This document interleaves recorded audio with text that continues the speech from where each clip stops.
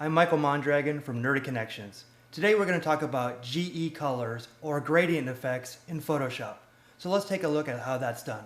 So here we have a fire truck and it has a lot of good detail in it. And if you're going to use the gradient effects or GE effects, you want to have a picture that has a lot of detail in it. So what I'm going to do is I'm going to drag this and make a new layer. And I'm going to double click and rename that to truck. And I'm going to go here and click and go to gradient map. And immediately you'll get a dialog. And let me hook that right there. And you can see that the gradient is affected right here. I have some red, but you can actually make other gradients here. All I have to do is double click there.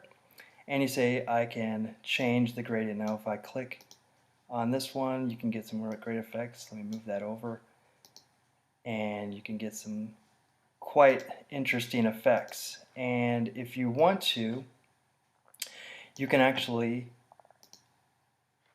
get some other types of gradients by going here, and I can append that one, and you can get some really interesting effects here.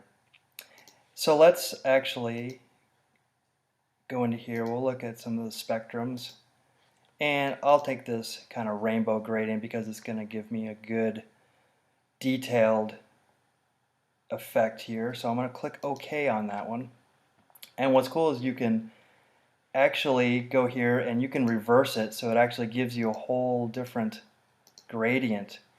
And what's great about this gradient map is that you can actually double up on it if you wanted to. If you wanted to make another one, you could actually drag it here and reverse that one and get some great effects. You can also go here and do the color blending a little bit different, so you can get some really interesting effects. And the great part about it is that they're non-destructive because it's only laying on top of your original picture. So if you were to turn off the eyeballs, and there's your original picture.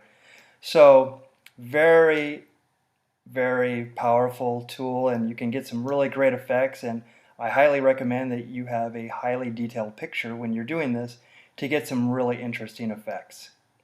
So that's how you make gradient effects in Photoshop.